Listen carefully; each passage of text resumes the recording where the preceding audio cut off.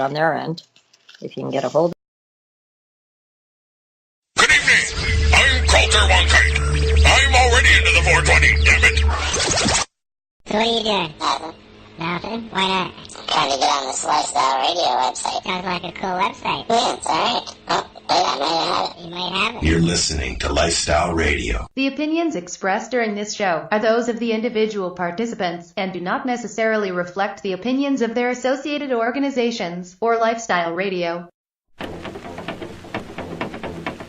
What's the matter with that cat there? Must be full of reefer. Full of reefers? Yeah, man. Mean that cat's high? Sailing. Sailing? Lightly. We now wander off the beaten path with an update from the Reefer Reporter. Hello and welcome to the Reefer Reporters. It's November the 12th and we are live here at 420radio.ca. I'm Al Graham and today News Hawk Green Irene joins me at the desk as we bring out you our Canadian and international Reefer Report. Hello Irene, how are you? Hey there, Al. I'm doing fabulous. How's your week been? Oh, not too bad. We had some really cold weather and we had some snow. Welcome to Canada. Well, I moved into a new house a year ago and I didn't have any snow. We had snow issue. Oh, now you moved into a new house, obviously a different area. You mean you moved last year, a year ago, you didn't have snow on this day. Okay, right. I gotcha. Yes. Mind you, we did have a very nice day yesterday considering for the parade. I don't know about in your area, but here in Penetang, it was beautiful for the parade for the Legionnaires and the veterans. I think that weather made its way down here today, too. There, good. All right, enough with the weather. We got lots of news to cover. That we do. You want to get started right away with Canada's cannabis shortages? Yes, Canadian cannabis shortage could continue intermittently through 2020. So we're looking at another 2 years. They could be dealing with this. Yeah, you know what? I'd love to be surprised, but of course I'm not, as I'm sure neither are you. Yeah, I'm not surprised. The cannabis shortages currently plaguing Canadian provinces are driven by regulatory and production missteps, both predictable and inevitable, according to the industry insiders. That's right, yeah.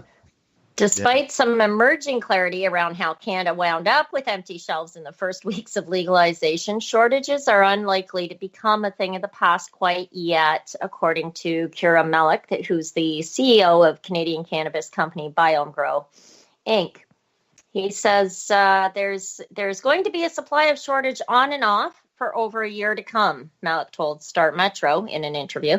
This was very predictable. We did see it coming, but not to this extent. Well, they went from having zero, not even a customer base, to having access to millions of people. They had to, it was going to happen. There wasn't enough there. So, and in the end, we'll get into this probably shortly. It's, in New Brunswick, more than half the stores were closed. Winnipeg, it was down. Store there, it was down because there was no cannabis in it, waiting for restocking. In British Columbia, they said that in October that cannabis producers have yet to meet their total product commitments to the provincial government. And this is things that Kim had brought up is, are these people in violation of the contract with the provincial governments? Well, yeah, and a lot of people are starting to wonder that. These problems have been brewing for a long while, Mellick said. And it's due in part to the tough standards that are imposed by Health Canada on companies that are looking to break into the production market. Yeah, go ahead. Yeah, well, he suspects many licensed producers have stockpiled cannabis products just waiting in their vaults. So why are they running out? Well, why? That's just a question. Getting that product out of the vaults and onto the store shelves has likely been held up by red tape. Attributing such and hiccups to the inevitable growing pains of a brand new sector is what, again, Mellick has proposed here. But those are logistical issues, and they're compounded by heel dragging on Health Canada's part in regards to providing enough licenses to cannabis producers to ensure sufficient legal weed could be grown to serve a customer base energized by the euphoria of legalization. I wonder if he's talking about, there's LPs that have stockpiled lots in the vaults. I wonder if he's talking about ones that are maybe waiting for the license to be able to sell it. And they haven't received that yet. Like, you can have your license to grow and all that, but you have to wait for your license to sell it. Right. Yeah. And I mean, the tiered licensing systems and the approvals and all that sort of thing. So once again, we get back to the heel dragging on Health Canada's part. Yeah. Just not getting things through fast enough, over-regulating, too much red tape, and everything's taking a long time. And there's a demand for the product now. Yeah. So are these guys sitting with it in their back room, as you say, or in the vault, waiting for that final piece of paper to come through so they can put it on the shelf? Or are they holding it there for medical consumers? I know there's been a lot of issues with medical patients not being able to get their cannabis. Well, just it states here that before legalization, a gram of cannabis could be grown by an LP for $2.50 and sold for $7 or more. So it doesn't say $2.50 or more, up to $3.50. It just says $2.50 a gram, but it's going to cost, the customer $7 or more. So the cost of production, the cost of production they're saying is $2.50. That's a typical 3-point ROI. I mean, standard business practice, anything you're going to put on the shelf, you put 3 points on it. You want a return on your investment. So if it's costing $2.50 to produce a gram, I can see why they're selling it for $7 or $7.50. Makes sense. From anything beyond that is just pure greed. And we know the government's not greedy. Also, they say that there were also simply fewer customers to serve. But now that the government takes its share and marks up either to a wholesaler or to a customer through its own retailer, LPs are making less money while being tasked with producing more product on a regular basis. Yeah, well, Matt Maher, partner at Turkin, Maines, and Bresters, he's a lawyer. He's vice chairman of the Cannabis Law Group. And he expressed little surprise at the fates befalling Canadian cannabis retailers. He says, I think it's highly predictable. It just seems so obvious that there was going to be really significant demand, which there was. Obviously, it was like people were lined up down the street. Exactly. Just about everywhere you looked, coast to coast. So obvious, in fact, that Moore believes some governments ought to be owning more of the blame than they currently are. The province of Ontario, he said, has been pointing the finger at Canada Post and to some degree at producers, but supply and delivery aren't the only problems facing the industry. No, it's not. No. People are, as he mentions, he says people who place their order online within an hour of legalization yet only received their package on Tuesday, 3 weeks late.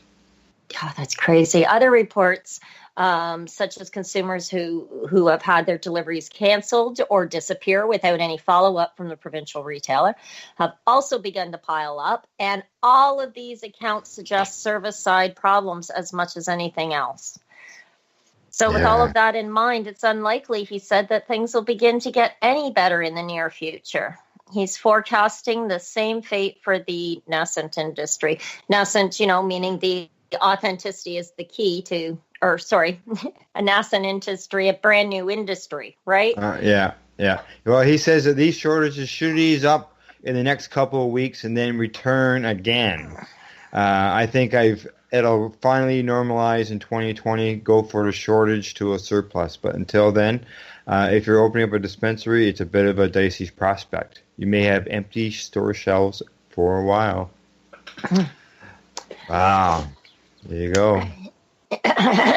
All that red tape, I think, is the thing that's getting in the way the most. More than anything and above and beyond all else. It's all the extra hoops having to jump through. There's a lot of things out there right now that just simply don't have legs. I keep saying that anything to do with cannabis because the government's, there's too much flip-flop and everything is too ambiguous as far as the rules go. And the regulations are way too strict. There's far too many of them. Yeah, and this is how they're going to learn that they're going to have to change them. Yep. Yeah, yeah. Well, and opinion. it's affecting people across the country because obviously those stores are supposed to be open. They're supposed to be employing people, and in New Brunswick, the closure has affected the workers. Yes, they were saying, actually, our next article, as many as 12 cannabis New Brunswick stores were closed at one time this week. They're saying that several cannabis New Brunswick retail locations were closed due to lack of inventory, and that means that workers are losing shifts while the stores wait for new inventory. Yeah. The CBC, who we're reading this from, said that several employees at the store have said that they have been without work for days while stores have been waiting for inventory. Mm-hmm. Yeah, a location manager told CBC News that they're doing what they can to accommodate the workers during the shortages, and unemployment isn't being considered due to the expectation that closures will not last long. Yeah. But as you and I and just about any other working human being know, you count on every single day. You've usually budgeted days in advance, and so just a couple of days may not seem like a big deal to the manager of the store, but to that employee, that's a couple of days. That's groceries that week. Well, here you go. They say a spokesperson from Cannabis New Brunswick says our store closures have been decided on a case-by-case basis and have been short-term and have varied across different locations with different volumes and staff complements. Yeah. Our team has been working in stores that are closed, receiving shipments, adjusting stock, and using the opportunity to refresh product training and review new portfolio items. So people are saying they're not working, and the spokesman sounds like they're working with the stores closed. Well, and I think some of them are and some of them aren't. It depends on who they're working, who you're working for, I suppose. The staff are saying that they expect things to be a bit rocky while supplies issues are smoothed out in the weeks ahead. On Monday, 10 of the 20 Cannabis New Brunswick's locations were closed, and 2 more followed on Tuesday. But by Thursday afternoon, 8 of those locations had reopened. Yeah. So it's a hit and miss. You just don't know whether the store is going to be open or closed until you get there.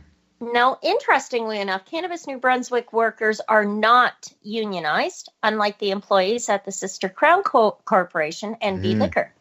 Yeah, I see. So I wonder if that's something to come down the lines in the next couple of years, is unionization in these operations. If the employees are being laid off all the time and stuff like that, then you never know, the union may step into, or somebody may make move to get a union in there in order to try to protect the staff. Well, yeah, to protect your income generating. Yeah. When you're that dependent on another human being, on a corporation, it's quite frightening, or it can be when you're living paycheck to paycheck. Next, we're talking about, Let's head off to Codiac. Codiac RCMP see no spike in impaired drivers since cannabis become legal. Well, before we get into this story, now, is that because there's not enough on the shelf to get people out there, to sell? I don't think so. I don't think so either. because Codiac is in New Brunswick. And, I think enforcement's going well so far, says the superintendent. So far, so good for the policing, since legalization of recreational cannabis raised the possibility of more impaired drivers on the road. But since its legalization on the 17th, Critchlow said not much has changed in the last 3.5 weeks. This is not something that just sort of popped up. We haven't seen any evidence of a spike of impaired drivers who were under the influence of cannabis, and even the number of people illegally smoking in public, for example. So in other words, it's just kind of going with the flow. Everybody's still doing what they were doing.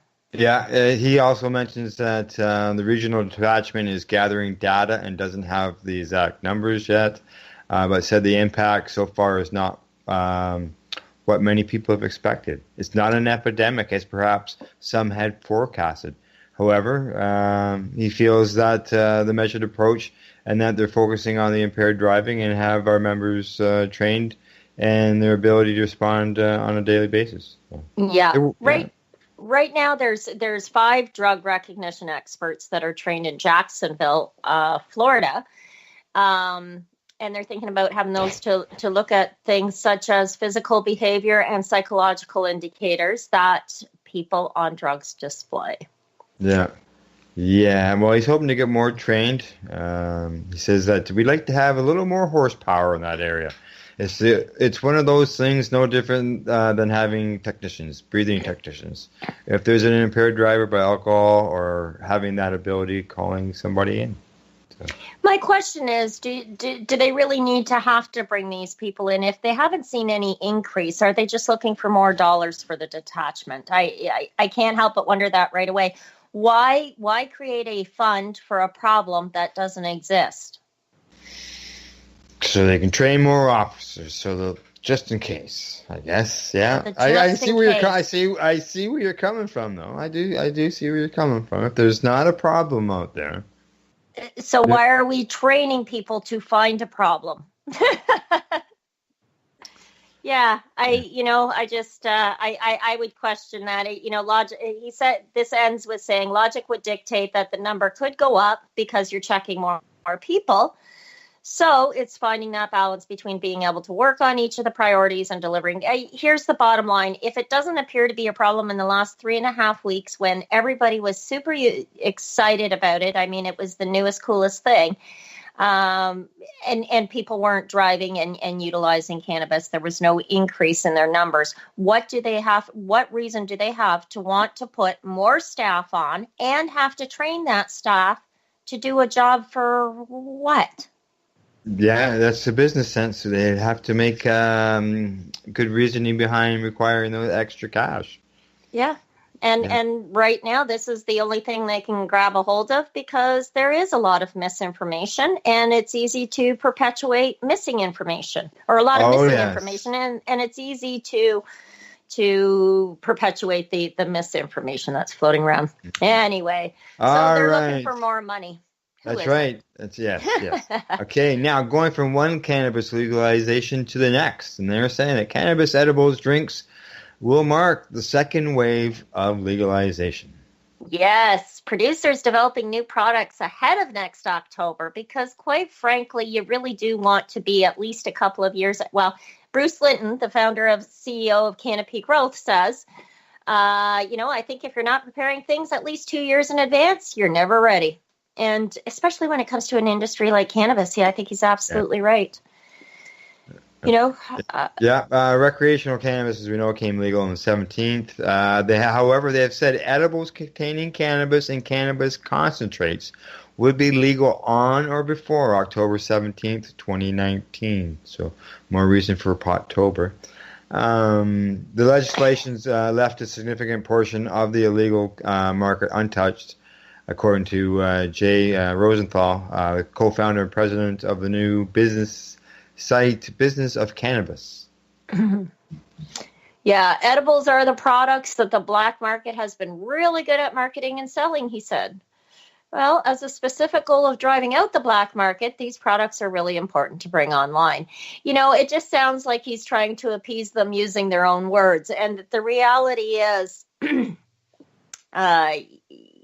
edibles are easy for any one of us to produce at home, just simply by buying the herb. Yeah. But it's nice to not have to go through all that effort and to be able to go into a restaurant and have an infused meal or order an infused dish is something I, amongst many other patients, look very forward to. So do I. I used to have a saying called Prohibition Sucks, and that's what I talked about, being able to do something just like that. Yeah. That's right. Okay. While we're dealing with shortages for cannabis, edibles infused beverages may come with a higher demand, according to Mr. Linton, which is so true. I can see that down in the U.S. and like in Colorado, some of those states when they didn't expect it. Well, no, and I think it's because eating and drinking products, it tends to be more socially acceptable. Than smoking. There isn't. There's not near as many offenses that can be found, like odor, for example. Some people really do take offense to the odor of cannabis. Yeah. And so that being said, from an edible or even a beverage, cannabis infused wine. I love green wine. Well, that's the thing. If you go to someone's house, social out, whatever, you're gone over there playing cards, some people, might make it. They might enjoy having a cannabis beverage, playing cards versus smoking a joint. Mm-hmm. Some people, I know, I probably prefer both. Well, yeah, exactly. I'd like a combination of the two. Get me that chocolate, the infused chocolate, the infused wine, and give me my vape beside me, and let's play some cards. I'm in. That's right. All right. So brand building starts right here, though. Some Canadian companies have been looking to the states, such as Colorado, like you were just saying, where recreational cannabis sales became legal in 2014. They want to see how producers there are keeping up with the demand for edibles. It's not about getting commercial grade. It's about getting those commercial grade kitchens up and running, because that's not easy, says Rosenhall. No. Well, Chuck Ricci, the chairman and CEO of Oxley Cannabis Group, he says that we're calling it the second wave of legalization. We're focusing on everything from different types of edibles to ready-to-serve drinks and vape pens, all the types of products that one might find if they wander into an unlicensed dispensary today. Or, you can get all that stuff at all these pop-up markets that are happening. Mm-hmm. Yeah, well, any of the illegal or currently unlicensed dispensaries, I mean, anybody, you walk in there, and they're beautiful shops in most cases that I've seen. Oh, and when you go into these little markets, the cannabis markets, like the packaging, the literature that's on them, it just looks so professional. Like, there's no reason why these people shouldn't be involved when this next wave comes along. Absolutely. It's they need to be involved. Realistically, what Canada should have done. Here's my personal opinion. You ready? I promise it won't be a rant. Okay. Bottom line, we should have allowed cannabis legalization in that you can use it recreationally and you can use it medicinally. But for the next X number of years, in my opinion, I think that should have been 3 to 5 years, and that should be clearly stated. No retail sales of any cannabis products. That allows us 3 to 5 years in which people can grow their own, they can share their own, they can come up with these ideas, and then before we allow it to become a publicly retailed product, we actually have a really good idea of what we're doing with it. I think we would have, if we had been allowed that time, I think, these craft cannapreneurs would have, I think the product coming out would be a lot better than what we're seeing, and with all the hiccups we're seeing today. So I have one question. Sure. Grow your own. Not everybody can grow their own. Fair enough. But again, if we're legalizing it in the sense of recreational or medicinal, I can grow it for my next door neighbor. Yeah, but it just depends on the way the legislation is written and the fact that they're only allowing 4 plants per household and not 4 plants per person. Right? Well, and again, they didn't roll it out the way I envisioned it in my head that's right. either. And others envisioned as well. But let's get on to our last story before break. Absolutely. These brands are really going to start being built next year is the final conclusion of that. People are going to have brands. We're going to see, the Nike version, I guess, of cannabis. Yeah. So the next story, Ontario Cannabis Store is blaming the licensed producers for delivery delays. In other words, the OCS can't figure out who it wants to blame for its incompetency. First, they tried the post office. Now they're going after the LPs. They say that the delays are due to a labeling mix-up, but they refuse to give us any details. Now, could you imagine if that were you or I as a mom and pop shop? We'd have to give a lot of detail, wouldn't we? Yeah, that's right. Okay, well, the Ontario government-run online retailer already facing complaints in the weeks since legalization have blamed producers of Health Canada for what it calls a labeling mix-up. In an email to affected customers this week, Patrick Ford, the executive officer of the Ontario Cannabis Store, says the province is only a legal outlet for recreational cannabis. have put in place unspecific measures to prevent a reoccurrence. He says that promised packages would leave the store's distribution center on the weekend. Huh. Yeah. According to the email, the promised shipping refund applies only to people who ordered affected products from the online store on the 17th. And what's the shipping refund? $5. Yeah. Oh, isn't that ridiculous? You get $5 on the or the 18th, but not those who ordered in the ensuing days because they had their payments accepted.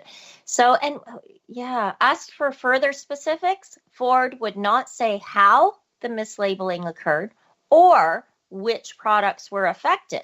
He would also not say how many customers were impacted, what the mistake was costing the government-run agency, or what measures had been put in place to ensure that the problem did not happen again. So, wow, that's a lot of vagueness, isn't it? Yeah, I had heard something about a product that wasn't oral had an oral label on it. I won't. Yeah, that's what I had heard. Yeah. Yeah. So you know what? This kind of a mix-up. Anybody other than the government having this kind of mix-up, things would be a lot different. But of course, these guys get to go away with saying, not giving any details. We have nothing further to add.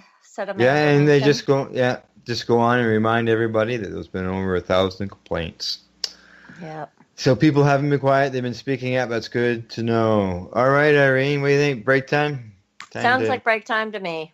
It's medication time. Okay, with Remembrance Day happening yesterday, okay, our listeners are going to hear an NBC News report on how cannabis medication may help veterans with PTSD. And then Irene and I will be right back when you hear some Sean Paul saying about some burning.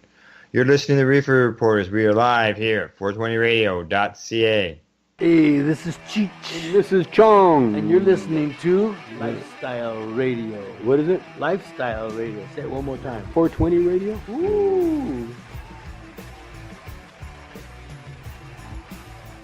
Hang up and try again. You're listening to Lifestyle Radio. The nightmares had gotten so painful that Roberto Pickering started drinking himself to death. When I got back from Iraq, I felt like an eggshell, and I was just doing all this self-destructive behavior that I could think of to not feel anything at all. The Marine sniper was prescribed 14 different drugs as he battled post-traumatic stress until he turned to pot.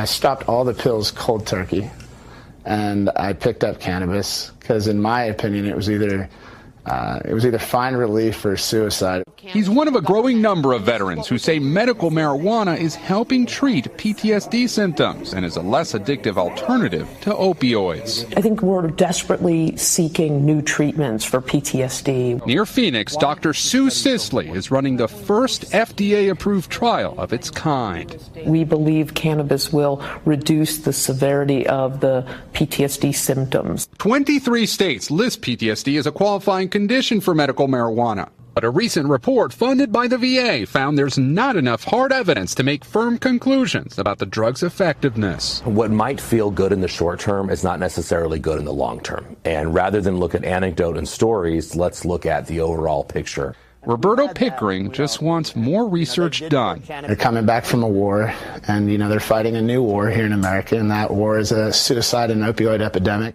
A battle he hopes to fight with a different weapon. Gabe Gutierrez, NBC News, Phoenix. Are you looking for cannabis news, education, and people's opinions? Are you looking to learn what Canadian and international cannabis advocates are doing? Not only now, but what got them to this point in their lives, and what does the future hold for them? Do you want to learn how patients are using cannabis as their daily medication, or learn how their cannabis use helps them with their medical condition? If you answered yes to any of these questions, then I'm going to suggest to you to tune in to Lifestyle Radio. Catch their live weekly shows and have your questions and concerns answered and find the experience you're looking for. Monday, catch your weekly news broadcast with the Reefer Reporters. Then on Wednesday, get several hours worth of cannabis public education. We get things started with Cannabis and Coffee with Tamarawana. Finish up your evening with the award-winning Pace Radio Show, with Al Graham and joint host Kim Cooper. No week would be complete without tuning into Friday night's program, the 420 Radio Show, featuring Al Rapp and the 420 Radio crew, Mary Jane Baker and Marcel Gagnac.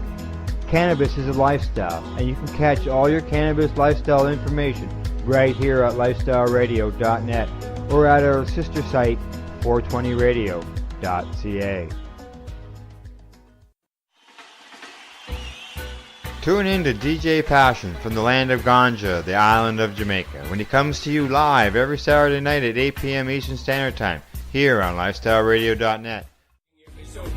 Everybody in the nation, legalize it right now. We violate 1 day, 3 day. We be burning, not concerning what nobody wanna say. We be earning dollars, turning, cause we minded what we pay. Some got gold and oil and diamonds, all we got is Mary J. Legalize it, time to recognize it. This purple hazy make me crazy, make me write no tune, and that's what pays me. But I'm not the only occupation, quite to get, so make I give you education. Okay, we're back. We got some medication into us, and we got another one rolled for the next break. Green Irene, what do you think? Should we get right back at her? We are. Yeah, let's get right back at it. You know what? We were just talking about health, Ontario, the Health Canada, they're saying they're starting to blame LPs. Well, our next story is all about an LP. It's Aurora Cannabis, and their earnings just surged by 2,800%. That's 2,800% after it produced 11,000 pounds of pot in 3 months. That's 5.5 tons. Isn't that phenomenal? Yeah, so but yet where is it all? Well, it says it's sold. Let's see here. Earnings are attributable to the common shareholder surge, 28.62% to 104 million. I'll just skip through some of these numbers. It sold 2,676 kilograms of cannabis, roughly 5,900 pounds in the quarter, up 201% from this time last year. 260% in the last 12 months. Where is all this? Yeah. Where is it all? They say they're selling it. Yeah, they said the cash cost to produce per gram of dried cannabis sold decreased by 22.5% over the year and fell 14.7% from the prior quarter. That's thanks to more efficient production implemented at one of their subsidiaries. So are these savings being passed on? If it's dropping almost 25%, which is a quarter of the cost, is any of that being passed on to the consumers?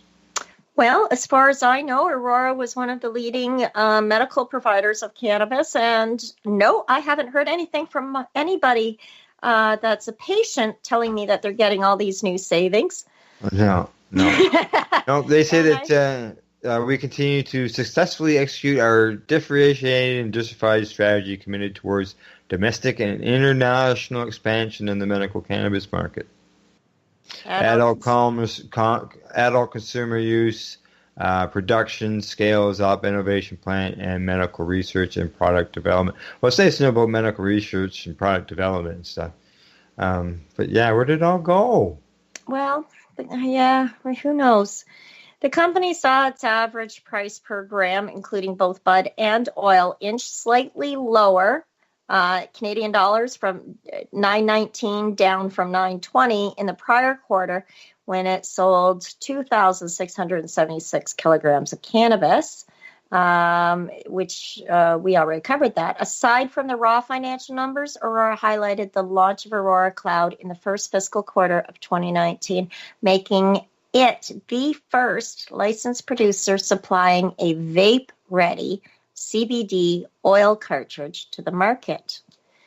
It also looking for them. Yeah, they are. It also underscored the completed acquisition of MedRelief, which is a research and development heavy company devoted to developing top quality cannabis. In fact, I'm looking at having these guys or somebody from their company on Cannabis Conversations on Rogers TV show soon. Yeah, MedRelief, they were into research and stuff before Aurora bought them. Yep. All righty. Well, let's move on to the next story. All right. The only question is, where did it all go? Well, and you know what? Notice how they don't even discuss where all of that went. No, they didn't. There's no discussion in that respect at all. No. All right. So good question, Al.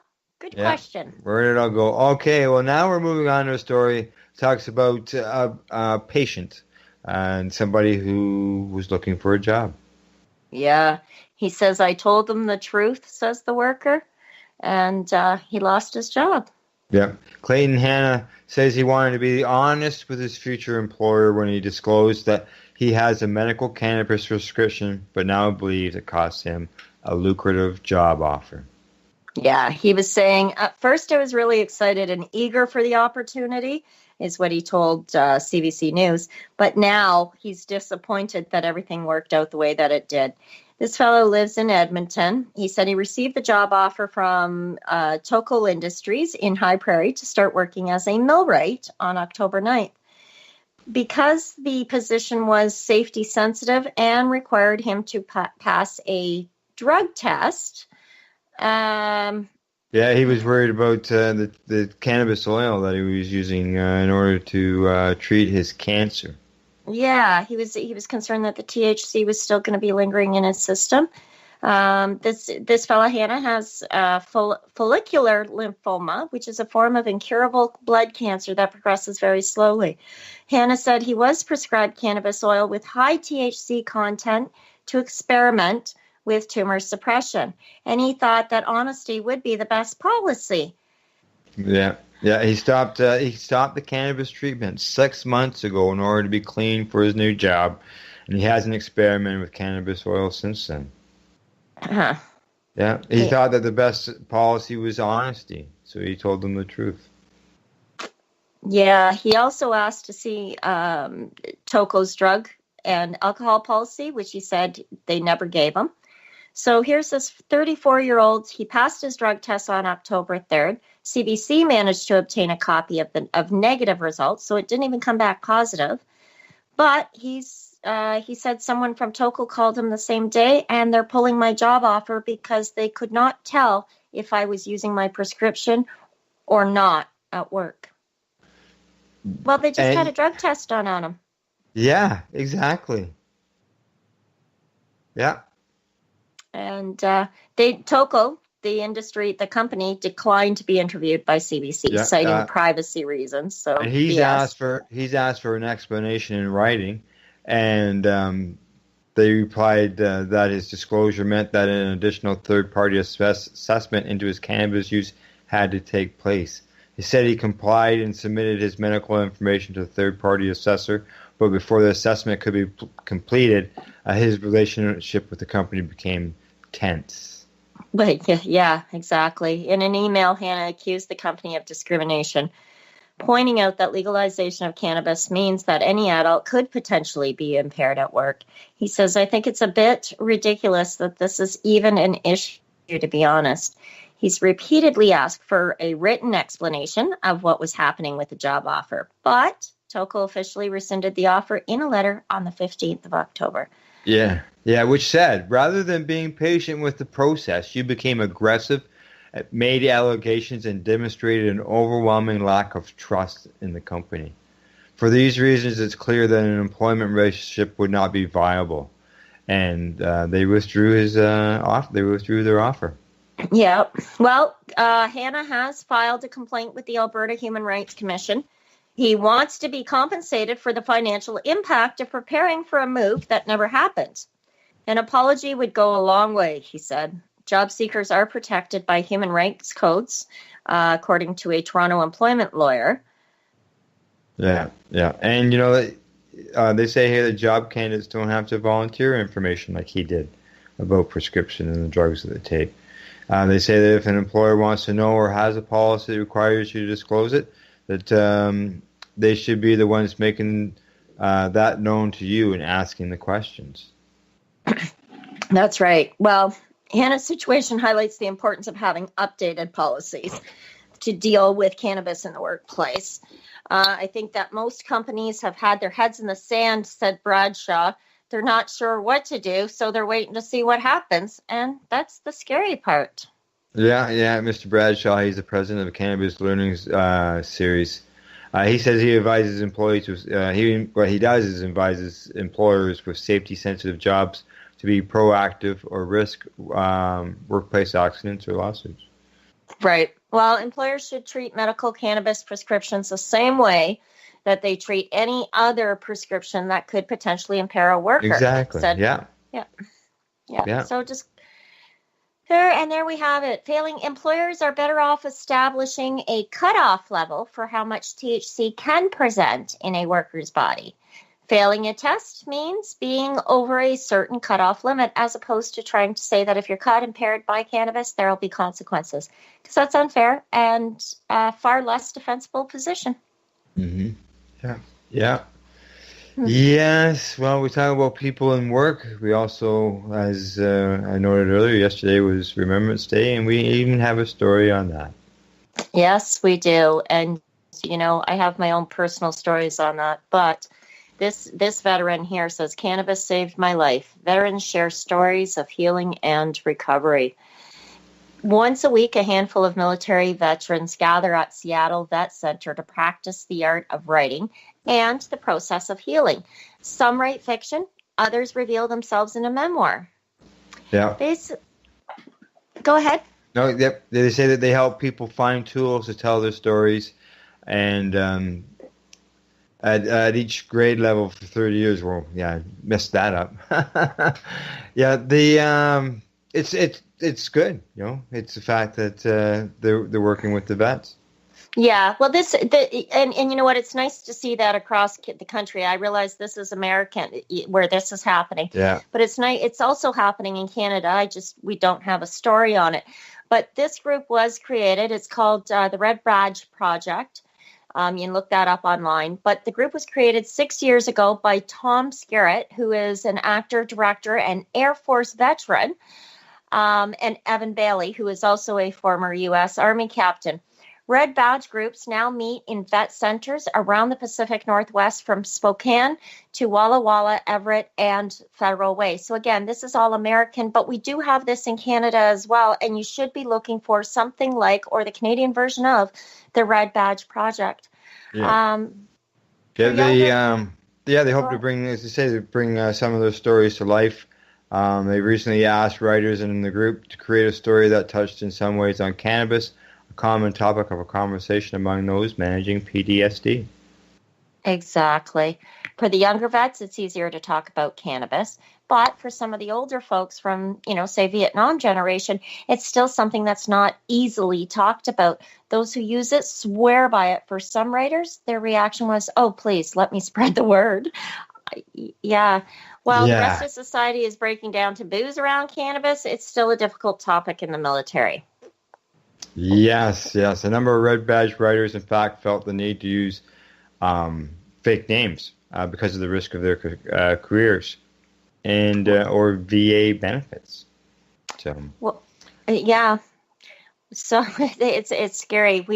We've provided a few opening lines from each story below. So we're not going to get into that, but no, it's quite the stories that all of these fellas tell. And the one thing I've learned about the veterans in my neighborhood, I mean specifically, is that they are very open-minded. They know that in many different ways, the government has had a manipulative, self-serving agenda, and we have been conditioned to believe how they want us to believe. So many of them are open-minded, but it is a matter of approaching the subject in a very tactful, diplomatic way that is logical and not emotional. Correct. One that's done on logic and evidence, proof. Yes. Now, unfortunately, doctors will argue there is no scientific proof. And my response to that is, well, of course not. It's been illegal. My anecdotal information. Nobody ever thinks about it.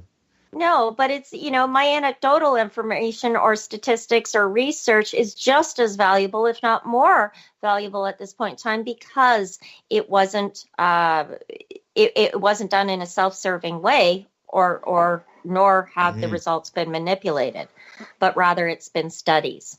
Yeah. So, done by you, me, and Joe Blow. Yep. So Yeah. who you going to trust? Never mind who you going to call. Let's move on.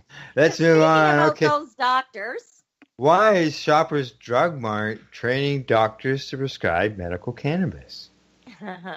Well, I have a lot of questions on this, but Shoppers Drug Mart presents medical cannabis. The future is now. That was the notice that was sent to Canadian doctors who were invited to register for this new and exciting educational event that would give them tools to capably and confidently authorize medical cannabis for patients. Interested doctors could sign up for one of 4 sessions that are being held across Canada. Yeah. Well, the question is, so why is Shoppers Drug Mart holding these educational sessions for doctors? Well, somebody has to, they say. One family doctor, according to one family doctor, and on the whole, for him, I am confused. So who do I listen to? Who do I send my patients to? Because he has no knowledge on it. Yeah, he says he doesn't have adequate knowledge. So really, who should train the doctors on prescribing medical cannabis? This is a good question. Toronto family doctor Sharon Cerrone questions whether this medical education should be offered by a drugstore chain that wants to get into the business of selling medical cannabis. Yeah. It's not appropriate and it's not necessary, she said, adding that there are resources being developed by the College of Family Physicians of Canada and other medical associations that don't have a vested financial interest in cannabis. And,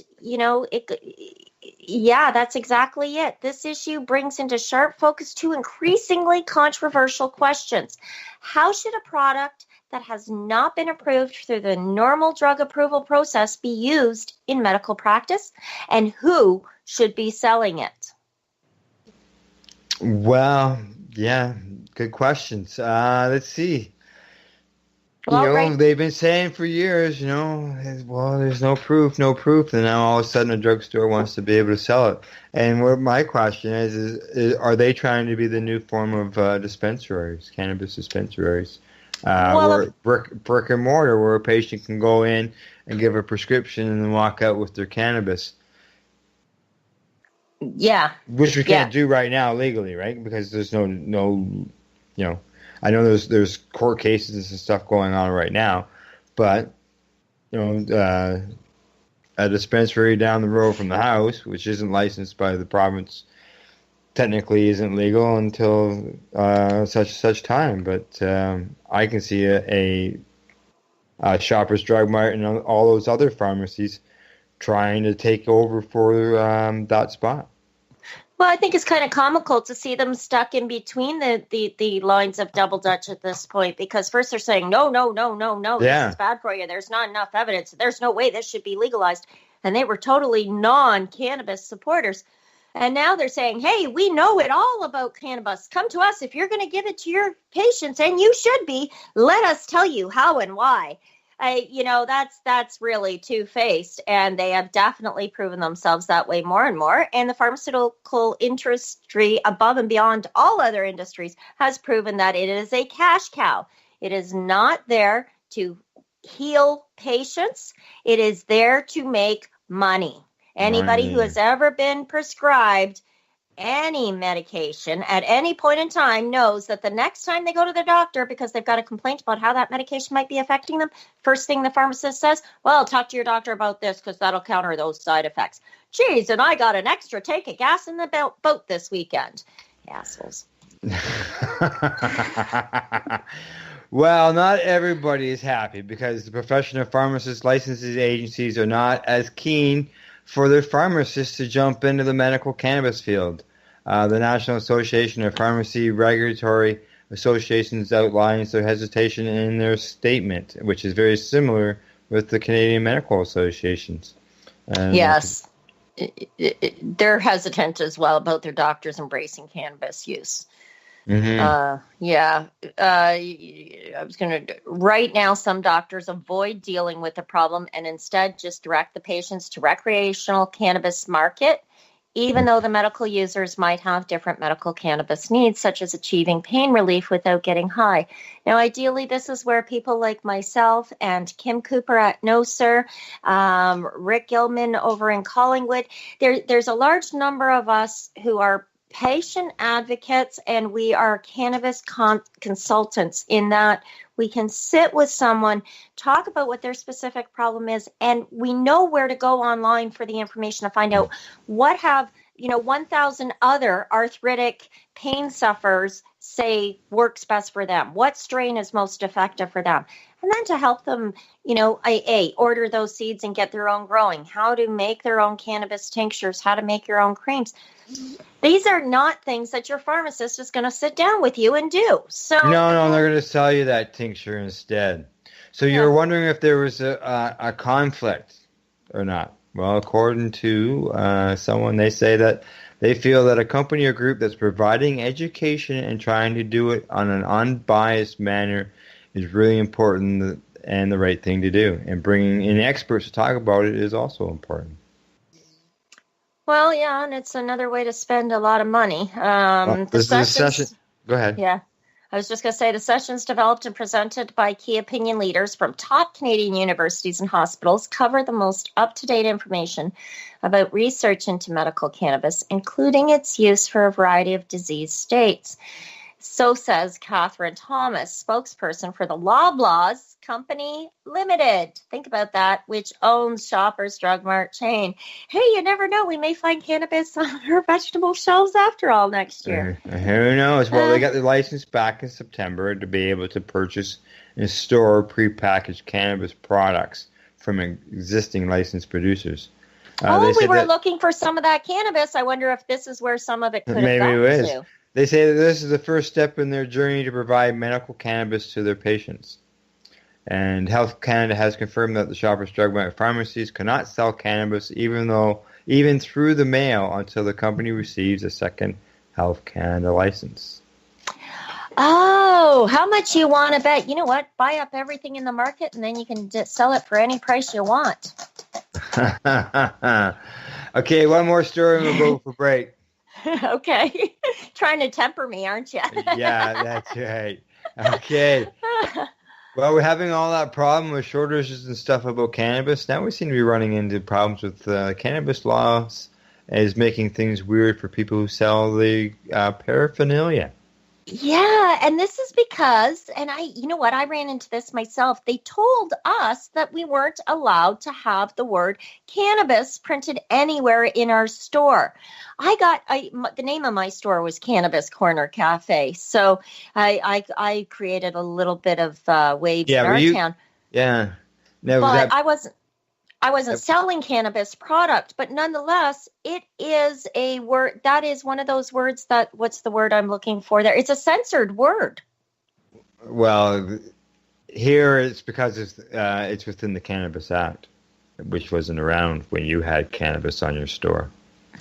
Right. But things like the newspaper, for example, or the TV, unless it was a news story, they would not do any advertising for me because of the word cannabis.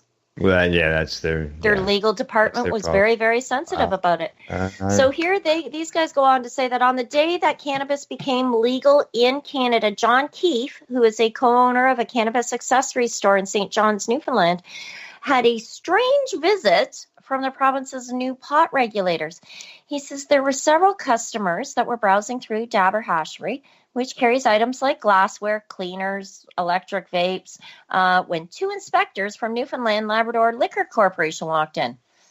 They took a really brief look around and then told us that we weren't allowed to have the word cannabis printed anywhere inside our store or our staff clothing. Yeah, and they actually told them that they weren't allowed to identify any of the things that we're selling as cannabis accessories. If cannabis was, so what are they going to do? Like, cannabis culture is still a business. Yeah, exactly. Well, I don't know what they're going to do. Basically, they're saying Grucci said he's a criminal defense lawyer at Gittins and Associates, says he couldn't find anything in the act that forbids the use of the word cannabis in accessory shops, but He says the act has provisions around the presence of minors in spaces where cannabis accessories are being promoted, and that could leave head shops in a legal quagmire. You have a 19-plus store. Yeah, exactly. If you have a scenario where there's a defined reason why young people aren't admitted in a place by law, such as a bar, well, that would work. So just like you're saying, that 19 plus, young persons not permitted. So it's still very unclear if posting a sign that says no minors allowed outside of a store would be enough to avoid the thing of regulators. It's unlikely the federal government intended for the act to be interpreted as aggressively as Newfoundland's regulators read it in this case. And if the act is read so strictly, selling a coffee table book about growing cannabis could also carry legal risks. So you're leaving an awful lot in the hands of enforcement agents to try to interpret this piece of legislation, which is not... You put the word marijuana. Yeah. Or bud, or, green happy. Yeah, I mean, I get it. And again, these are just some of the hiccups and some of the wrinkles that we're going to have to iron out over the next couple of years. Well, they say another quirk in the cannabis law is that it only applies to those who are selling accessories, but not those who are making them for their own use.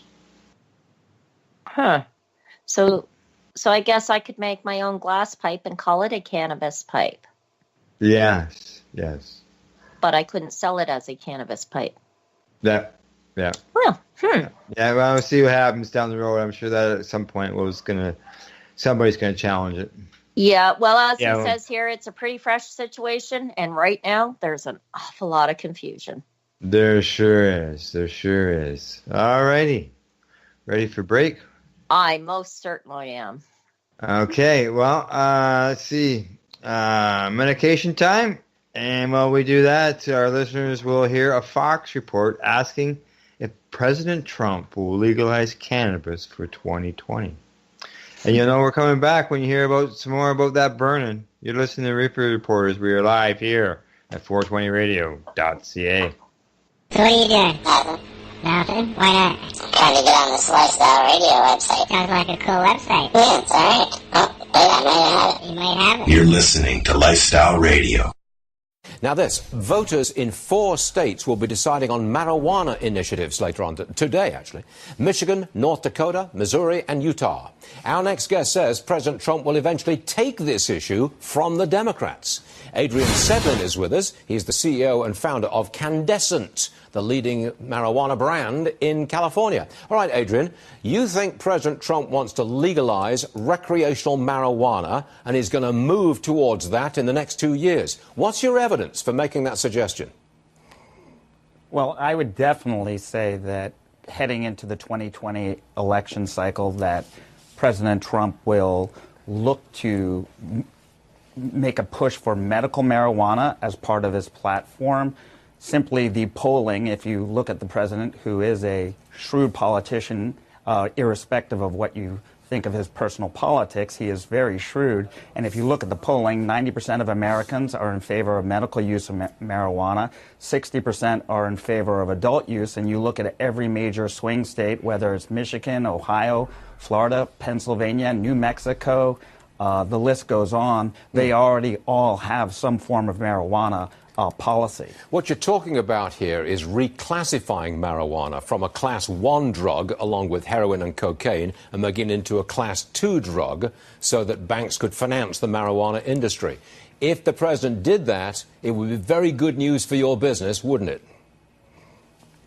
Yes, some form of rescheduling, generally speaking, would be very positive for the industry, but we don't even have to have rescheduling because right now, for example, there's pending legislation, the Safe Banking Act, the Small Business Tax Equity Act, and the States Act are all somewhere meandering through Congress. And with this election cycle, we may well see some of those come through and be voted on prior to 2020, irrespective whether the Democrats or the Republicans take this election. Now, you think that the president will move in this direction because the polls have moved in this direction. But, there is significant opposition, and not just amongst Republicans, but there is opposition to this. It's not a universally in favor of it. Well, you're absolutely right, Stuart. There isn't universal support. However, it's more of a generational issue than it is a Republican-Democrat issue. And if you look at this election cycle, we have 57 retirements. So people like John Conyers are being replaced by Rashida Tlaib. So we're replacing an 89-year-old man with a 42-year-old woman. And most people under the age of 50 understand the importance of both medical marijuana and adult use marijuana. And if you even look across Congress already, you have large bipartisan support for medical cannabis. Okay, Adrian, thanks for joining us. We'll see you again soon. Thank you very much, sir. Okay. Hi, this is Al Graham of the Pace Radio Show. Are you keeping pace, as in keeping people advocating cannabis education? If you're not, and you're a cannabis consumer, then why not? Others are working hard every day to help educate people about cannabis so you can enjoy your daily 420. Get involved and speak out. Be loud and proud so that you can keep pace. Tune into the Pace Radio Show every Wednesday at 8 p.m. Eastern Standard Time to hear about people advocating cannabis education here on lifestyleradio.ca. Tune in to DJ Passion from the land of Ganja, the island of Jamaica, when he comes to you live every Saturday night at 8 p.m. Eastern Standard Time here on lifestyleradio.net. With economical benefit helping those who have it. They up on the hard juggling, cause the system money keep man struggling. Studying people I use it, don't abuse it, cause the concentration will refuse it. That's why Urban them are the wise ones, and it found on the river King Solomon. Do it good for the eyesight and the chest tight, and they giving up inside, just give me the light and make we blaze it. It should have never waste it again. We be burning, not concerning what nobody wanna say. We're back from a medication session. That means it's time for Green, Irene, and I to finish up our Reefer Report. What do you think, Irene? Hi, I'm back, fully medicated. It's lovely. Good. Well, and I love our next story. Yeah, and it's actually a story we've been able to follow here on the Reefer Reporters since the story started, and we've been updating people as go along. And this happens to do with the former Toronto police officers who ate cannabis while on duty after they had raided a dispensary. Yeah. Well, the judge, the prosecutor, and the defendant, his own lawyer, all called it a very stupid decision. Now it's cost that Toronto police officer who stole and consumed cannabis edibles that he seized during a raid, like you were saying. He ended up getting so high that he thought he might die, and it's now cost him his job. Sure has. That's right. He was one half of the police duo who rose to notoriety earlier this year after they consumed cannabis-induced chocolate on duty. They pled guilty in court there on Friday. So the father of three, who had been with the Toronto police for 13 years, resigned in the wake of the incident, which saw him accused of breach of trust, and a charge was withdrawn on Friday. Well, the former cop whose father was a long-serving Toronto officer realized he had lost the trust of the policing community and the public to the point where he could no longer be a police officer. So I guess he was still considering being one for a while there. But Friday's hearing provided a detailed account of the high-profile incident, which became the subject of wide media coverage and mockery after it was reported that two cops consumed cannabis edibles on duty. And then they became so intoxicated that they had to call for backup. That's right. You could hear them saying, "Send an ambulance." Yeah. And the dispatcher was asking, "What's going on?" He says, "I think I'm going to pass out. I just feel lightheaded." That's what the officer said to his dispatch. Yeah, well, this officer here says he apologizes to the public, to the Toronto Police Service, and to his family, saying that he's turned the lives of his wife and kids, right upside down.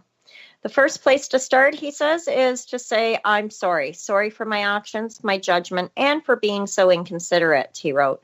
"My actions were wrong, and the community that I served deserves that I be held accountable for those actions." Yeah. His co-accused and partner, who wasn't present in court on Friday, also faces one count of criminal breach of trust and attempting to obstruct justice. So it'll be interesting to see when her court case comes up. Yeah, they say the charges against her haven't been proven yet. In an agreed statement of facts that was read out by the Crown prosecutor, court heard that Dominelli had been helping seize evidence following a raid of community cannabis clinic on St. Clair Avenue West, part of which included unpacking large boxes of edible cannabis. During the course of cleaning up, he found 3 full cannabis chocolate bars that had not been loaded into the evidence bag and put them in his pocket. The courts heard that he soon regretted taking the evidence and thought about disposing of them at a nearby pizza place where he had gone for a bite to eat. So anyways, he just went on. It just goes on to tell his story. But the bottom line is he swiped him. He assumed it would be a minor it would be a minor thing. And now he's regretting his actions because he acted like a dumbass. Yeah, and the package that he purchased, or the package not really purchased, but the package he stole, it had the warning labels on it, and he failed to read them. Jeez. Obviously. Yeah, it says within 15 to 20 minutes, the cannabis hit Dominelli like a ton of bricks, court heard. He began sweating heavily and worried that the chocolate had been laced. He became suddenly concerned that he could die and began thinking about his wife and kids, the blah, blah, blah. I wanted to see on the label if I could see how much how they had labeled this, but I can't seem to, with the way the lighting is, I can't see what the THC content is on this. He says his heart was pounding. It felt like it was going to come out of my mouth. And he realized instantly that what stupid thing he had done. And at that point, he didn't care anymore about the prospects of getting caught or the professional consequences. He just wanted medical help. Yeah. A 1033 call, a medical need assistance for an officer. And other people showed up, and actually another officer got injured because he fell on the ice trying to assist these guys. Well, so, carrying on, he's made a complete ass of himself, and it's affected a lot of people, his, silly little act and stupidity. Meisner agreed that at one point, remarking the conduct here, you can describe it as anything other than stupid. The most important fact here is the completely unnecessary endangerment of life. A date for his sentencing decision hearing will be set next week. So we'll be having a further update on when he gets sentenced. There we go. There we go. Yes. All right, on to our next story. Canada's message to teenagers. Cannabis is legal now, but please don't smoke it. Yeah, this was a really odd piece. It was written by Catherine Porter for the New York Times. The Star picked it up. This was in Thornbury, Ontario. Parents and grandparents jammed the small hall of Thornbury, which is that sleepy ski town north of Toronto, to glean tips on how to talk to their teenagers about the potential harms of cannabis. So it was this was held less than a week before Canada was set to legalize cannabis. The public health session had a message for parents. Cannabis would be legal for adults, but it was not safe for young people, and parents needed to instill in their children the idea that pot could be dangerous.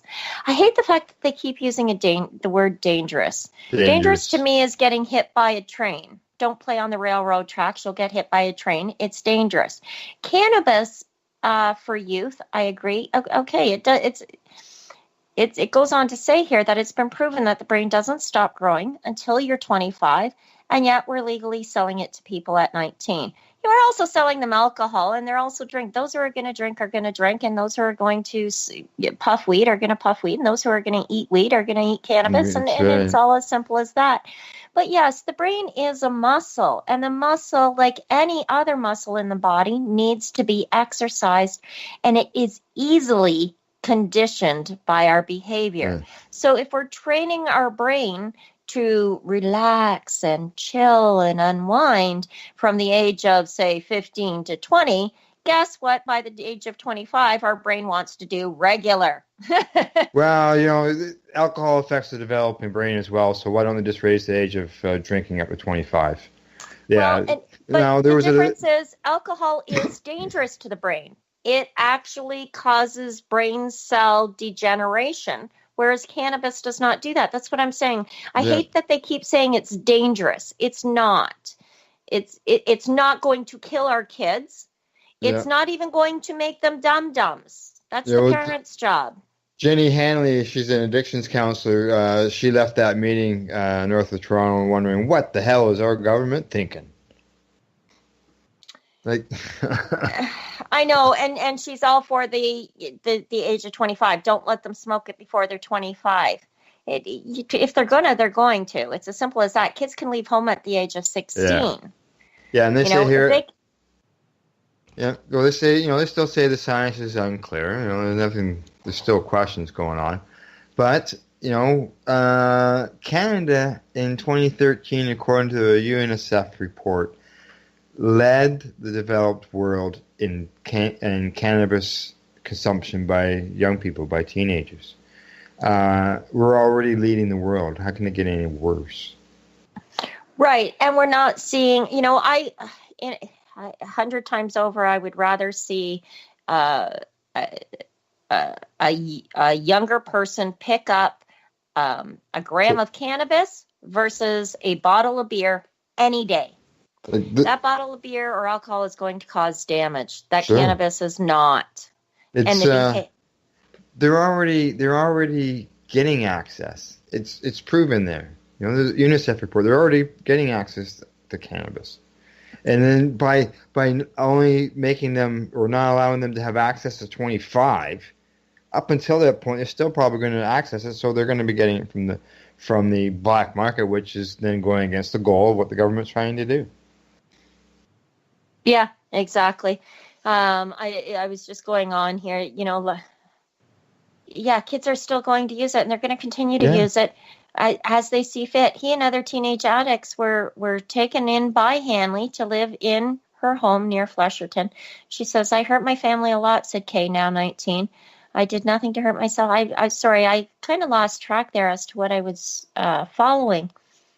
Yeah, they have a few examples there of some situations. Oh, I see. Okay. Yeah. Well, according to 2017, the National Cannabis Survey, 19% of consumers did not think that it affected their driving skills.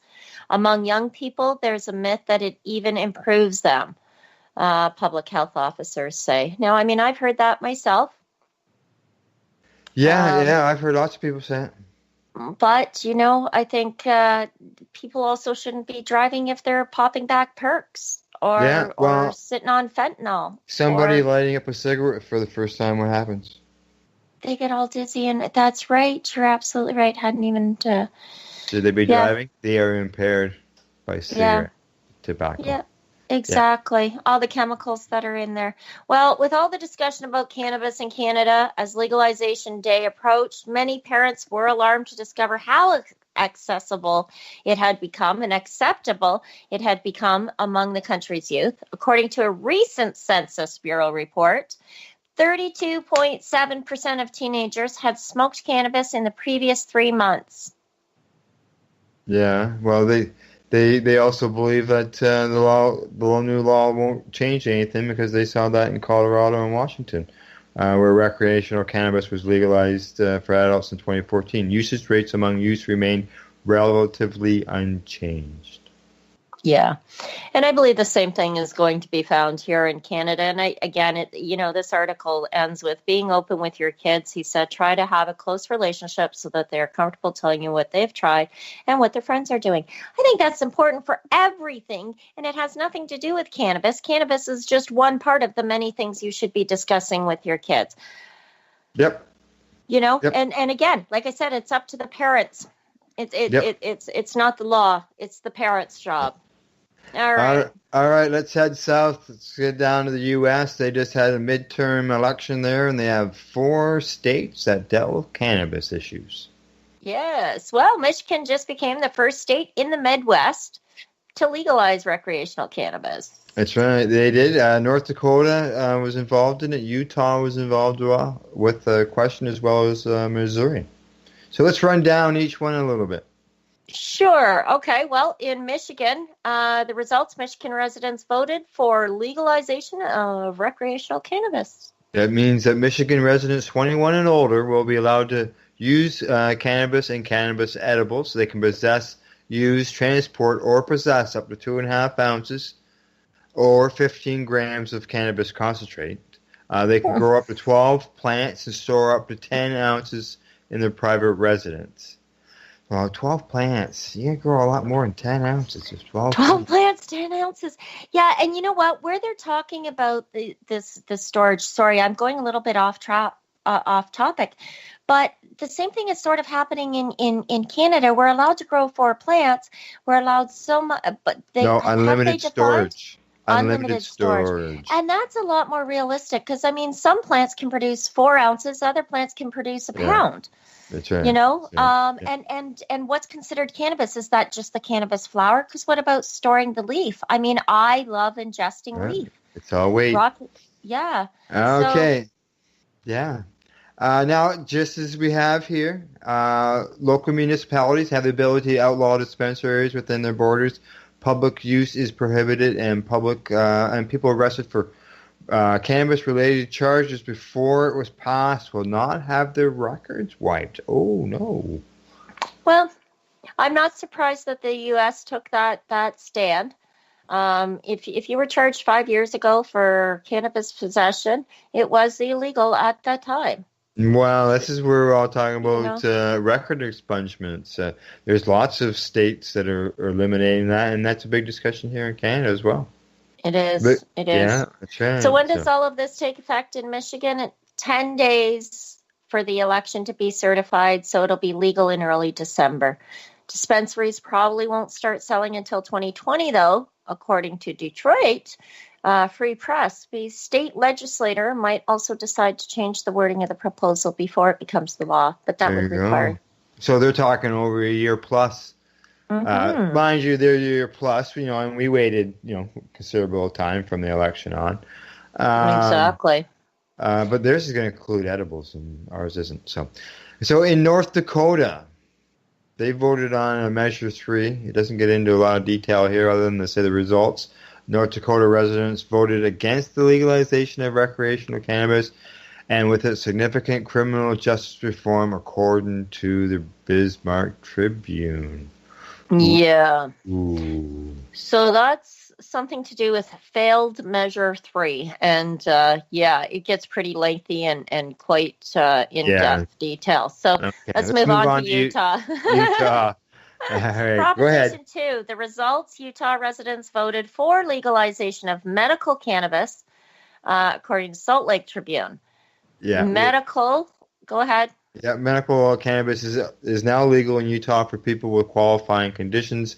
It is closely regulated by the state, which will set up approved dispensaries, aka pharmacies. Medical cannabis card holders will be permitted to purchase 2 ounces of unprocessed cannabis in a 2-week period, so an ounce a week. If they live more than 100 miles away from the pharmacy, they will be able to grow 6 plants in their home. Smoking will be illegal, but other forms like edibles and oils will be allowed. So smoking, it doesn't say public. It just says smoking is still illegal. Well, I wonder if vaping is. Vaping's not combusting. No, it says vaping will be allowed. Okay. Yep. So when does all this go into effect? Lawmakers hold their special session to fiddle with the wording of Proposition 2. Yeah, that's right. Well, in Missouri, it was Amendment 2, 3, and Proposition 3. The results say that Missouri residents voted for the legalization of medical cannabis. One of the 3 ballots initiatives for medical marijuana, they passed Amendment 2. The initiative most like medical cannabis policies in other states. And Proposition 3 and Amendment 3, or Amendment 3 and Proposition C, they failed. Okay, so what that means is medical cannabis will be legal for Missouri residents with a doctor's recommendation.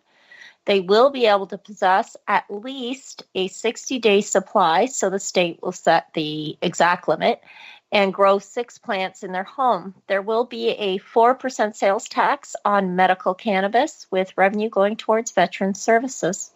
And that it still has to be determined when that's going to go into effect. Oh, well, I did like the last line. I don't like the fact that they're taxing, but the fact that the tax is going to go towards the veterans. Exactly. You know, it's a benefit to them, you know, whether, like we've talked about in the past, where, you know, if the tax or a chunk of the tax for our recreational cannabis here in Canada went towards patients to allow them to have lower price, you know, cannabis, then, you know, I'd be much better than the money going to the government into the slush fund. Well, so that they can hire more people to do more analytical studies on us, on the sheeple of the community. Yeah, that's right. That's right. Well, there you go. We got some good news. 3 of 4 pass some form of medical or recreational system. That's right. Which grows the numbers that are represented down there, which is more than, you know, there's more than 50% of the states have, you know. Yes. So. Yeah. And you know who's joining in next is Mexico. Yes. Mexico's incoming government moves to legalize cannabis. Yeah, the proposed law, it would permit both recreational and medical cannabis. This is a bill that was submitted on Thursday to create medical cannabis industry and allow its recreational use, part of a crime-fighting plan that would make Mexico one of the world's most populous countries to legalize it. Yep, the bill would permit companies to grow and commercialize cannabis. People would also be allowed to possess up to 30 grams. Sounds very similar as it does here in Canada. And cultivate plants for private use as long as they register in an anonymous government listing and produce no more than 480 grams of cannabis per year. So that's just a little bit more than a pound per year. It doesn't look like there's any limit so far on the number of plants they can produce, but they're only allowed to produce a pound. Yeah, and again, we're right back, a pound of cannabis. Well, one plant, if you chopped it off at the stalk, even a short stuff, dwarf, auto-flowering is going to be more than a pound, just including the stalk and the leaf and the trim, right? So, well, it has to be dry, but still, yeah. They don't say wet or dry here. No, they don't say wet or dry. They also don't specify what part of the plant. So, again, slightly more than a pound. And not saying how many plants you could grow, but you know, again, there's a lot of ambiguity there. There's a lot of a pound, detail lacking. Pound is what, 16 ounces, 28 grams. Yeah, so 16 ounces. Grams. Yeah, so a person who consumes an ounce a week, they're out in 4 months. Yeah. Well, mind you, can turn plants over pretty quickly. You know, 8 weeks, and especially in their climate. They don't have to worry about snow down there. So, no, exactly. But good news is, though, that smoking cannabis in public places would be permitted. Well, that being said, maybe I am going to Mexico this winter. Olga Sanchez, the designated interim minister of President-elect Andres Manuel Lopez Obrador, said prohibition has fed violence and poverty, criticizing a 12-year crackdown on drug gangs that has claimed tens of thousands of lives. He says that today the nation has taken the decision to change. We don't want more deaths. It will be a major contribution to bringing peace to our beloved country. Yeah, Mexico would join Canada and Uruguay in allowing recreational cannabis use, as well as 10 U.S. states. But under the Mexican bill, cannabis producers would be banned from hiring minors or selling it to them. Lopez Obrador is a veteran leftist who takes office on December 1st and has promised major changes to Mexico's security strategy. He suggested a negotiated peace and amnesty for some of the very people currently being targeted by security forces. Yeah, well, the coalition, led by his National Regeneration Movement party, has a majority in both houses, and other parties have also signaled support for cannabis legalization. There. Well, since the late 2006, Mexico has used the armed forces to fight drug gangs, which are major suppliers of illegal cannabis to the U.S. The gangs have splintered as they battled over trafficking routes and territory, fueling violence.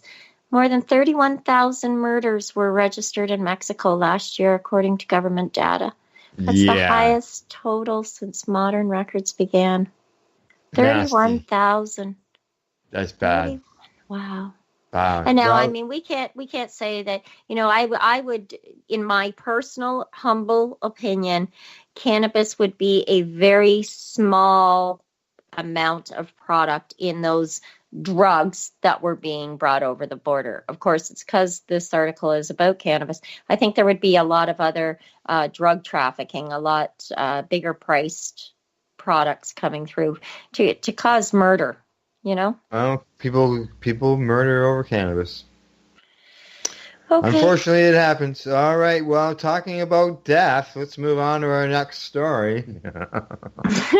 Speaking of death, medical cannabis. The death sentence prompts Malaysia to rethink their harsh laws. A death sentence given to the young man selling cannabis oil to the ill has stirred debate in Muslim majority Malaysia about its ultra-tough drug laws. The case has prompted calls for the country to become the first in Asia to legalize medical cannabis. But long-held stigma and a mostly conservative population means change could come very, very slowly. Yep, a young lady by the name of Yuki described smoking her first joint as a turning point in her life. She was willing to risk being thrown in jail rather than give up a drug that she says has worked for her unlike anything else. Yeah, she first turned to what Malaysians call the ganja. Okay, so we know cannabis. She was 29.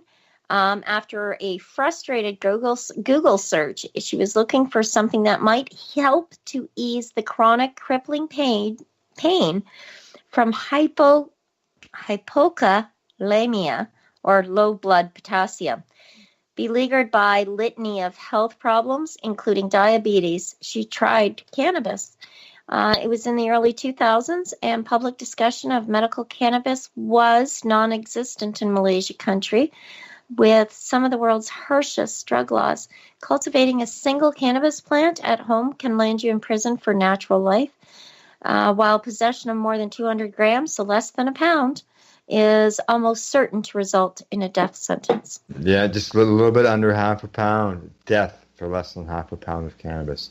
But Yuki, who's now 24, was desperate to try it, and she found... But she 41 bought some, now, actually. Yeah, she bought some cannabis and asked her husband to roll her a joint. All the pain was gone, so finally I could sleep. I slept like a baby, she said. And when she woke up the next morning, she felt her appetite coming back and devoured a meal of curry and rice. She then smoked another joint, and for the first time in a long time, she felt up to doing house chores. That's just amazing, eh? After years of using opiates to deal with the pain that was caused by her various medical problems, she had finally felt liberated, it says. More than a decade later, and after several arrests, including one episode in which her entire family, including the children, were held in a jail cell, Yuki has put herself at the forefront of a campaign to help reform Malaysia's drug laws. She says she's not scared. For her, it's either cannabis or die.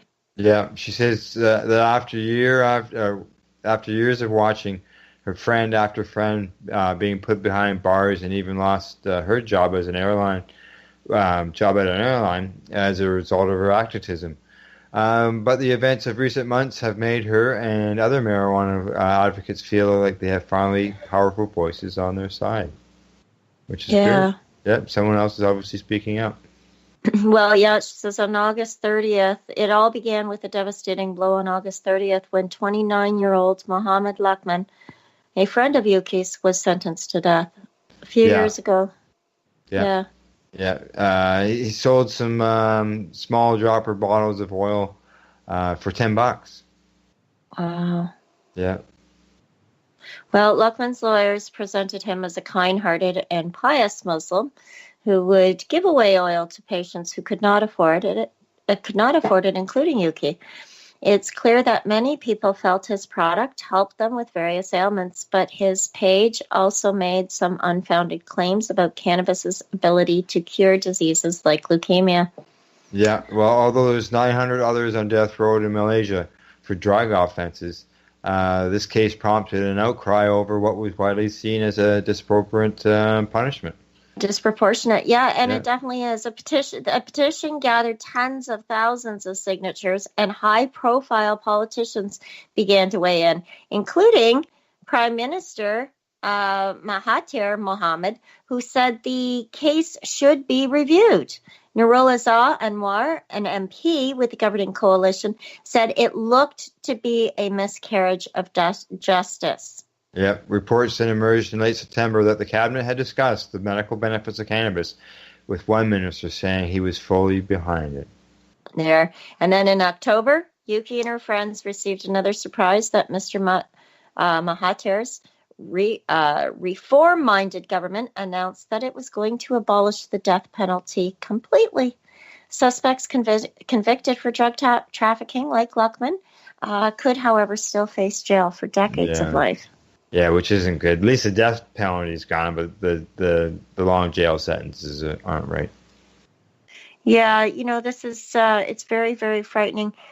Malaysians like Yuki, who advocate drug policy reform, feel that international momentum is on their side, and they recently watched Canada and South Africa legalize cannabis completely. Yeah, I agree. We're seeing more and more countries talking about it. And I think that helps. It helps their cause and their case, and it helps their fight. In the U.S., medical cannabis is legal in 31 states. In the region, India and Thailand have both signaled that they could liberalize laws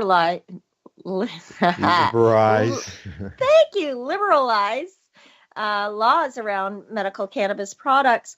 And the World Health Organization is currently conducting a critical review of cannabis to decide if cannabis strict scheduling next to cocaine and heroin under decades-old international drug control conventions is appropriate. Well, that's good to see.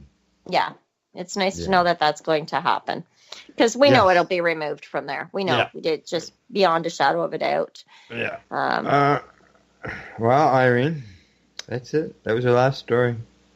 Well, look at that. Yeah. That was an early night this evening we wrapped up. Well, thank you very much, 3 minutes earlier than last time. Okay, maybe not that early. All right, you got a shout out? You know what? I just out to everybody who's out there looking cannapreneurs. All right. Okay. Well, that's our Reefer Report for November the 12th, 2018. In closing, we'd like to say thank you for listening to our Canadian and international cannabis news broadcast. If you enjoyed it, please share it with your coworkers, the person you're sitting beside, and those who need to know. Until the next time, don't forget to educate, medicate, and do not incarcerate. So what are you doing? Nothing. Why not? Trying to get on this Lifestyle Radio website. Sounds like a cool website. Yeah, it's alright. Oh, wait, I might have it. You might have it. You're listening to Lifestyle Radio. The opinions expressed during this show are those of the individual participants and do not necessarily reflect the opinions of their associated organizations or Lifestyle Radio.